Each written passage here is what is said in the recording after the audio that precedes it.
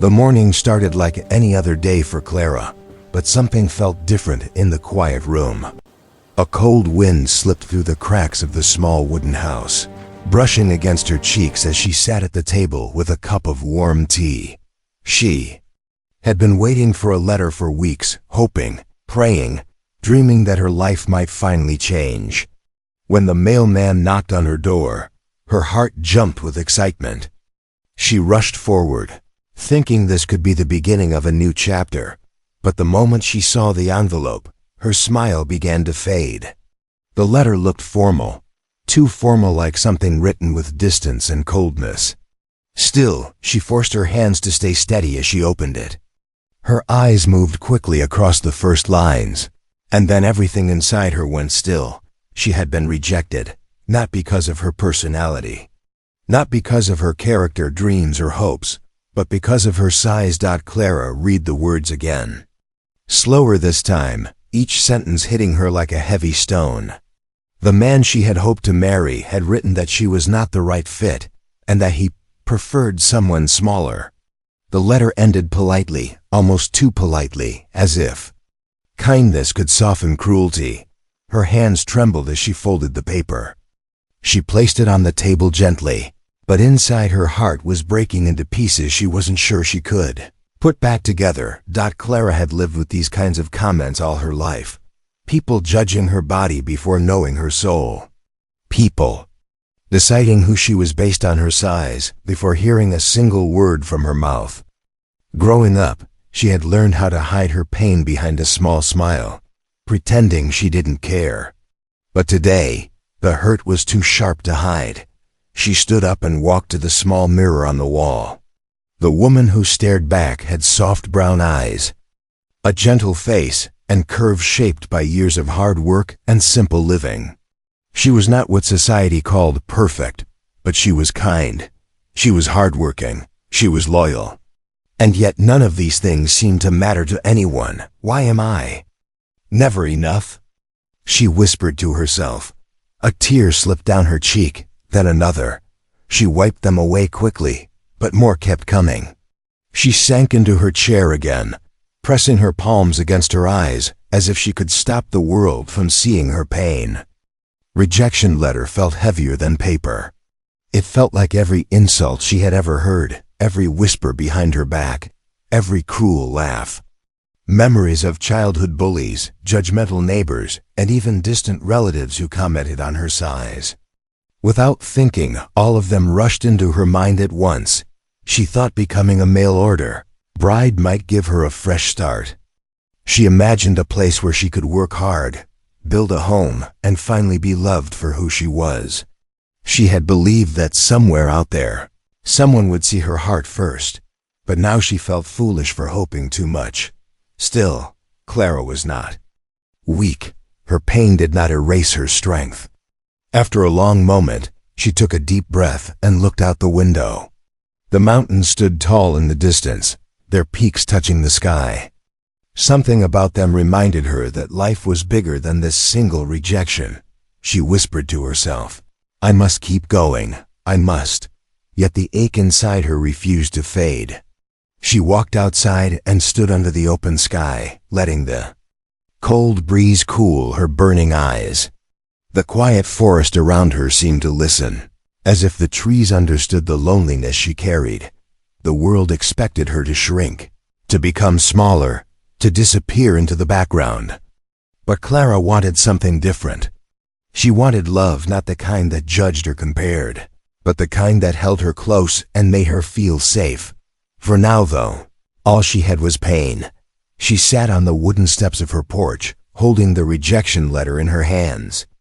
She read it one last time before folding it neatly. She did not tear it. She did not burn it.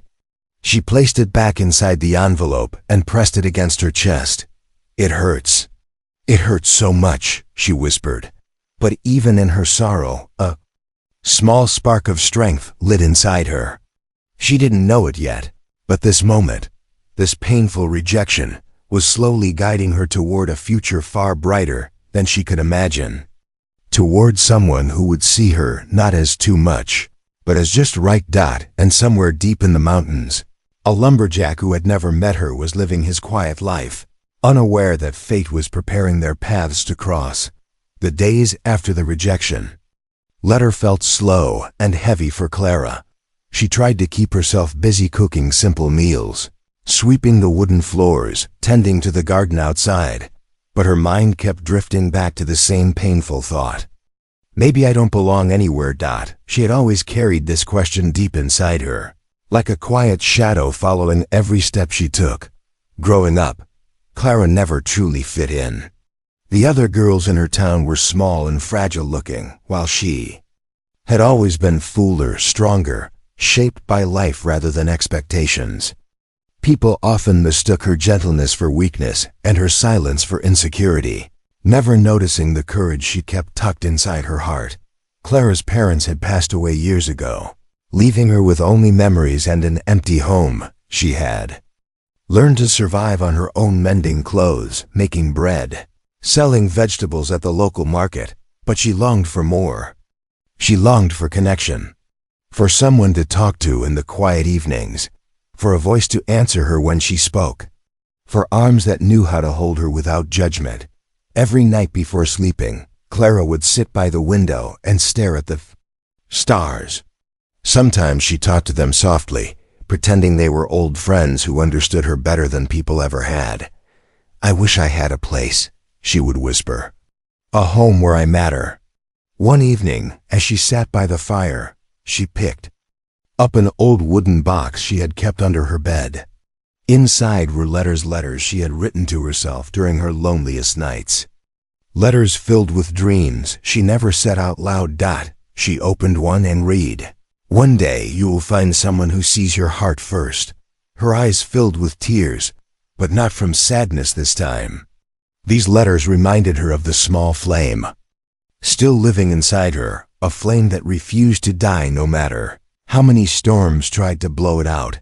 Clara placed the letter back inside the box and closed it gently. She couldn't let one rejection decide her future. She couldn't let one man's opinion become her destiny. Still, the fear of trying again wrapped around her like a cold blanket. What if she faced another rejection? What if no one ever wanted her? What if she spent the rest of her life alone? These questions haunted her, but so did another thought, stronger, louder, more hopeful. What if there was someone out there meant just for her? Clara had always believed that every heart had a matching heart somewhere in the world. Maybe hers hadn't found its pair yet, but that didn't mean it didn't exist. One chilly morning, as she opened her door to gather firewood, she noticed a small bird sitting beside the steps. Its wing looked broken, and it trembled softly in the cold air. Clara knelt beside it, her heart filling with concern. "Oh, little one," she murmured. "Are you hurt?" She carefully picked up the bird and brought it inside. She warmed the cloth near the fire and wrapped it gently around the tiny creature. The bird didn't fight her touch, it trusted her instantly. Clara smiled a little. "Even the smallest life deserves kindness," she whispered as she cared for the bird. Something inside her warmed too. Helping others always reminded her of her purpose. She wasn't meant to stay hidden. She wasn't meant to let fear rule her life.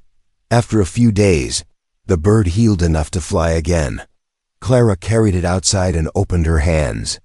The bird looked at her for a moment before spreading its wings and rising into the sky. "Goodbye," Clara said softly. "Find where you belong."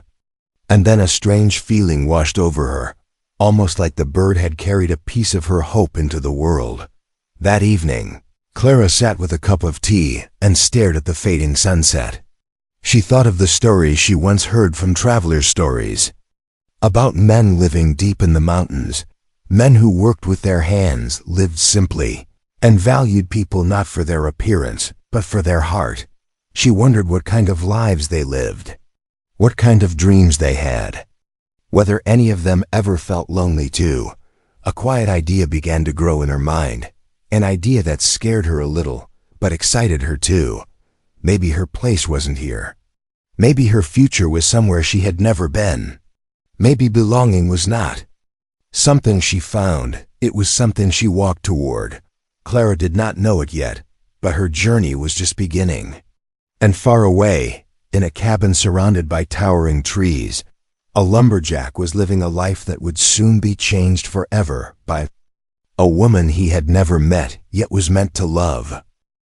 The morning sun rose slowly, painting soft golden light across Clara's small home.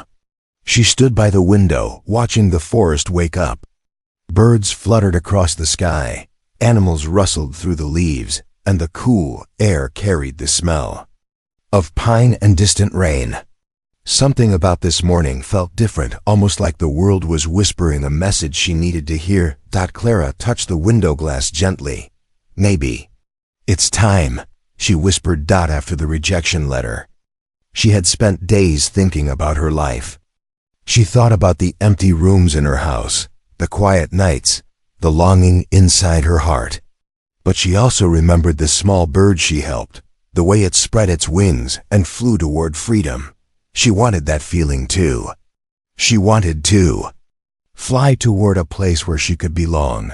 The thought scared her, but staying the same scared her even more. Her decision came suddenly, yet felt deeply right. She would leave her town and search for a new start.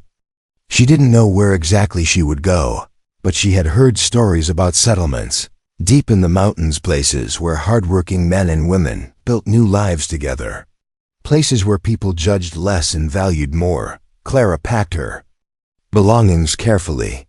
She folded her dresses, her apron, her mother's old shawl, and placed them inside a simple bag. She added her wooden box of letters, her quiet reminders of hope. Standing in the center of her home, she took a slow breath. "This house gave me shelter," she said softly, "but not a future." She closed the door behind her and began her journey. The road leading out of town was rough and uneven, but Clara walked with steady determination. Every step forward felt like she was leaving behind a piece of her sadness. She passed familiar paths, old trees she used to climb as a child, and the quiet market where people whispered behind her back. None of it held her anymore. She had chosen movement over memories. As she walked, her mind drifted to the stories. She had heard stories of men in logging camps who lived simple but honest lives. Strong men with rough hands, weathered faces, and deep hearts. Men who worked with the land, not against it. Clara wondered if any of them might look at her and see more than just her size. Hours passed, and the scenery began to change. Her small town faded into the distance, replaced by towering trees and the sound of rushing rivers. The deeper she walked into the forest, the more peaceful she felt.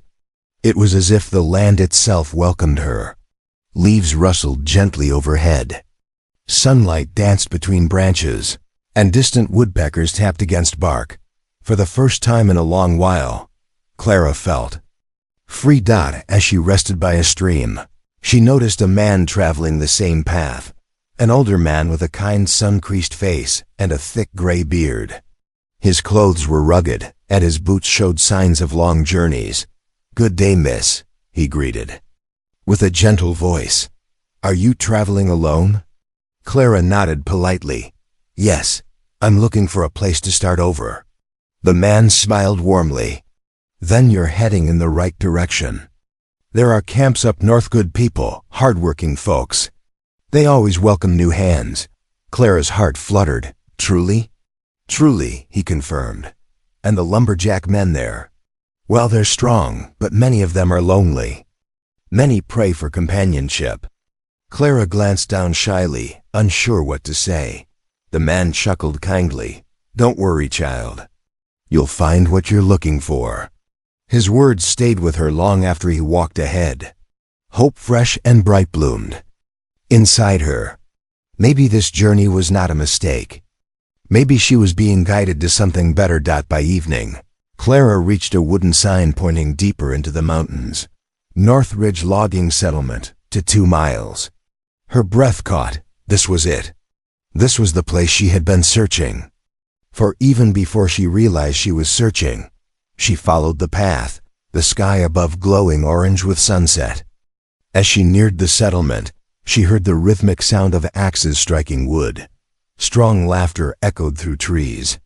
Smoke curled gently from chimneys, and somewhere in that busy, echoing forest, a man was working tall, broad-shouldered, and quiet. A lumberjack whose life had been spent alone among trees. He had no idea Clara was coming. He had no idea fate was guiding her straight toward him. He had no idea she would soon become everything he never knew he needed. And Clara, though tired from her journey, felt something powerful rise within her, a beginning, a chance, a new life waiting just ahead. The North Ridge logging settlement was alive with movement when Clara stepped into it.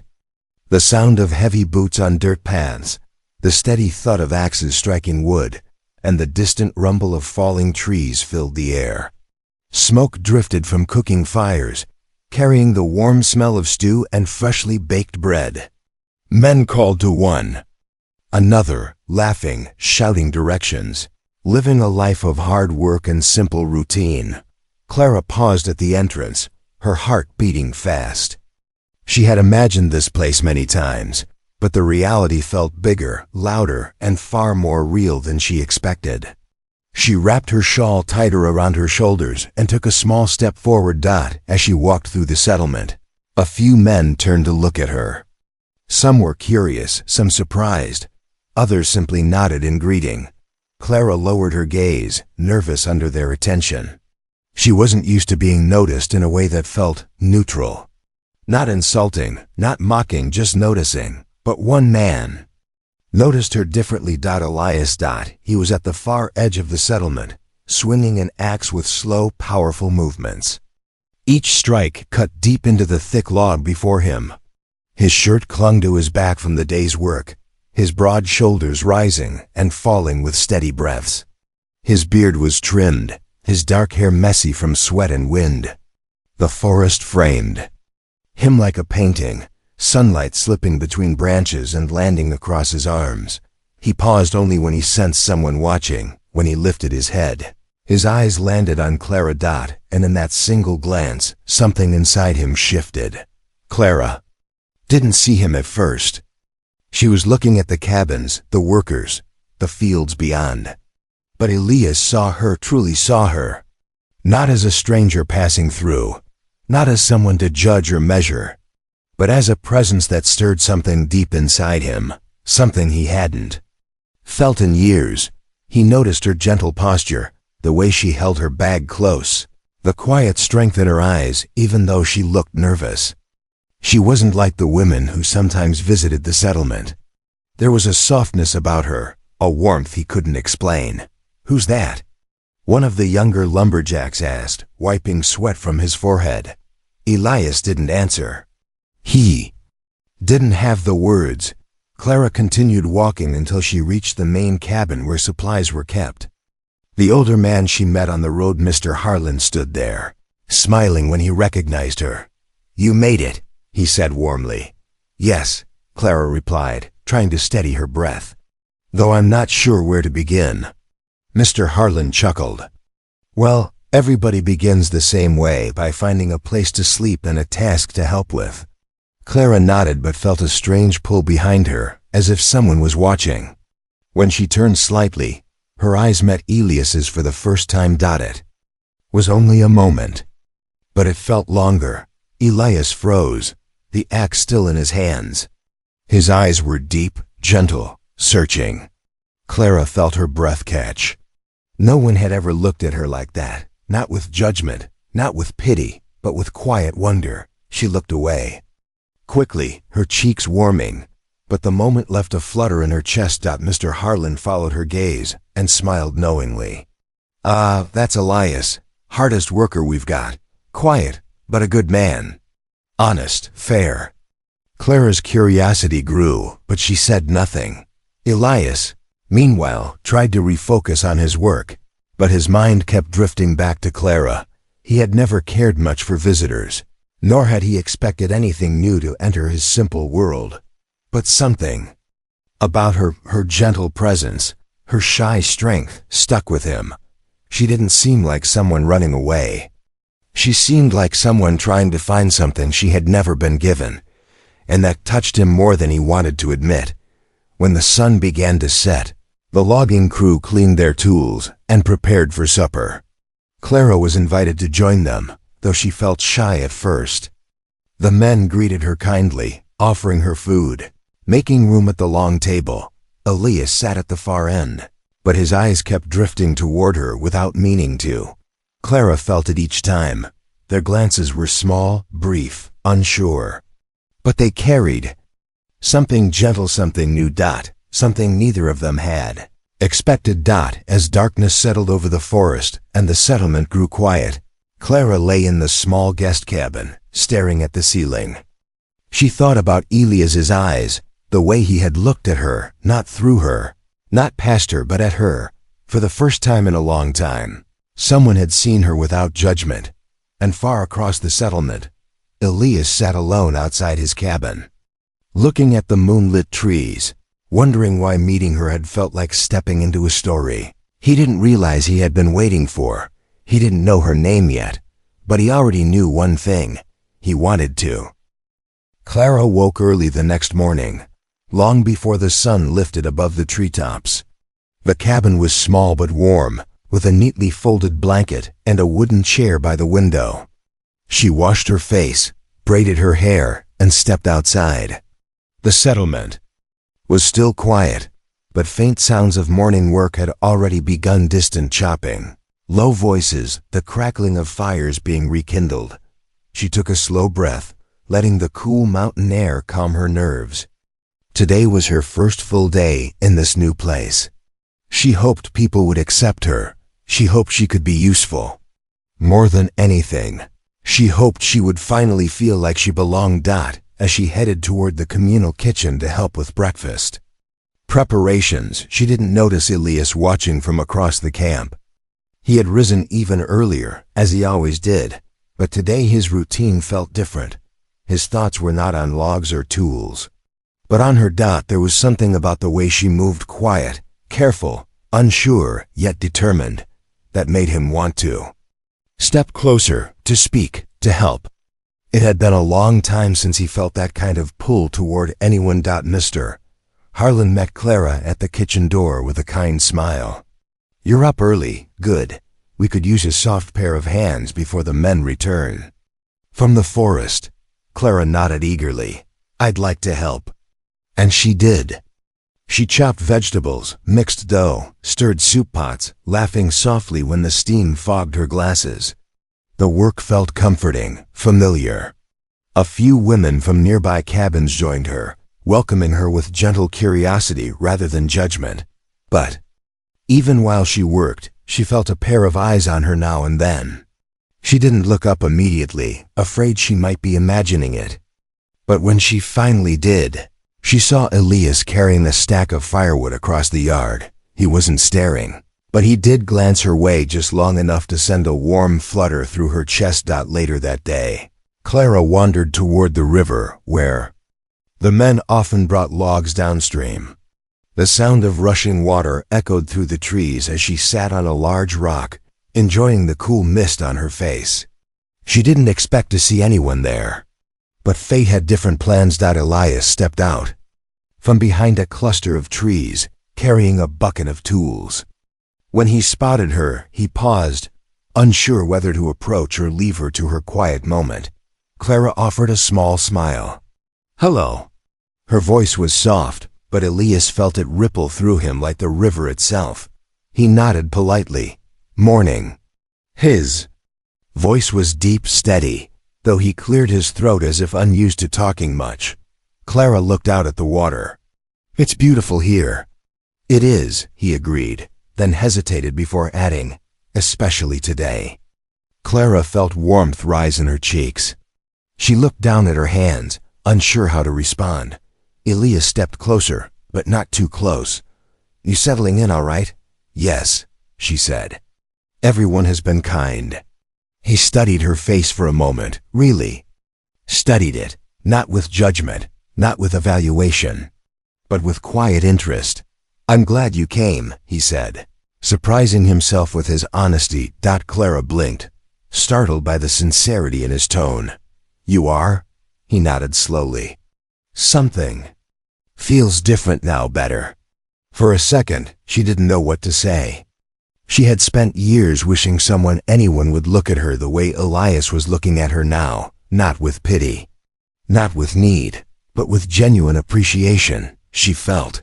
From that day forward, their paths crossed more often, sometimes intentionally, sometimes by pure chance, at the river, by the fire, near the tool shed, passing each other on the forest trail.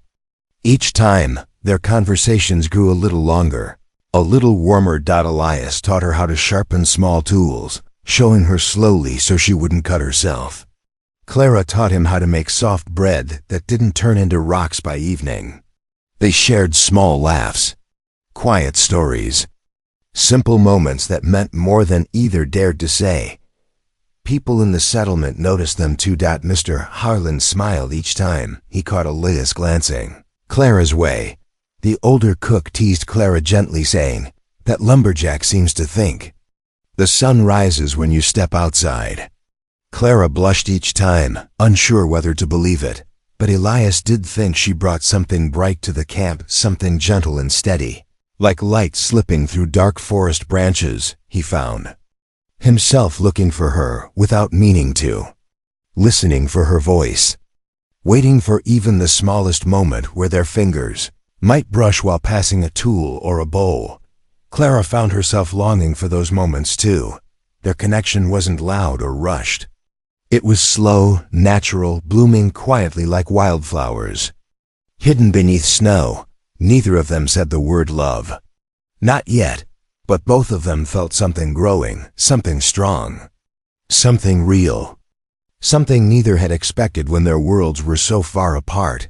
And soon, the whole settlement would see what they already sensed, a bond forming between a gentle woman who longed for belonging and a lumberjack who had lived too long without warmth. Their hearts were moving toward each other step by step, glance by glance, guided by something stronger than fate. The days in the settlement grew warmer, and so did the quiet bond between Clara and Elias. People began to notice the small, meaningful ways they drifted near each other, how Elias slowed his long strides so Clara could walk beside him, how Clara saved an extra piece of bread during supper, just in case he wanted it, how their eyes met across a room and held just a little too long. Most people smiled at the sight, but not everyone. Whispers started first, soft at the edges, like distant wind stirring leaves. "They seem close, don't they? A strange pair, if you ask me. She's larger than the women he could choose. He could do better." Clara didn't hear the earliest whispers, but Elias did. His hands tightened around his axe each time the words floated by. He said nothing. Speaking wasn't his way, but the muscles in his jaw hardened. One evening, Clara was delivering baskets of bread to the main hall when two women stepped aside, thinking she couldn't hear them. "Why is he spending time with her?" one whispered. "He's the strongest man here. You'd think he'd want someone, well, different," the other replied. Clara stopped in her tracks. Her heart dropped, heavy and sharp. She turned her face away quickly, pretending she hadn't heard, but the words hit her harder than she expected. They reminded her of old wounds she thought she had left behind in her old town. Different, not enough, too much. She carried the baskets to the table, keeping her smile steady though her breath shook. That night, she sat outside her cabin alone, staring at the moonlit ground. The settlement was quiet, but her thoughts were loud. Of course people would talk. Of course they wouldn't understand. How could someone like Elias, strong, admired, respected, truly want someone like her? Footsteps approached slowly from behind. Clara didn't need to look up to know who it was. Elias stopped, a few feet away. He didn't speak at first. He simply sat beside her on the wooden step, leaving a gentle space between them. "You're quiet tonight," he said softly. "I'm fine," she whispered. He tilted his head slightly. "No, you're not." His simple honesty broke something inside her. Tears gathered in her eyes before she could hide them. Elias shifted closer. "Clara, what happened?" She hesitated, then exhaled shakily. "People are talking. People don't understand why you spend time with me." Elias's expression darkened, not with anger toward her, but toward the cruelty of others. "Heard some of it," he admitted. "I didn't like it." Clara's voice trembled. "Maybe they're right. Maybe. Maybe you deserve someone different." At those words, Elias finally looked at her fully.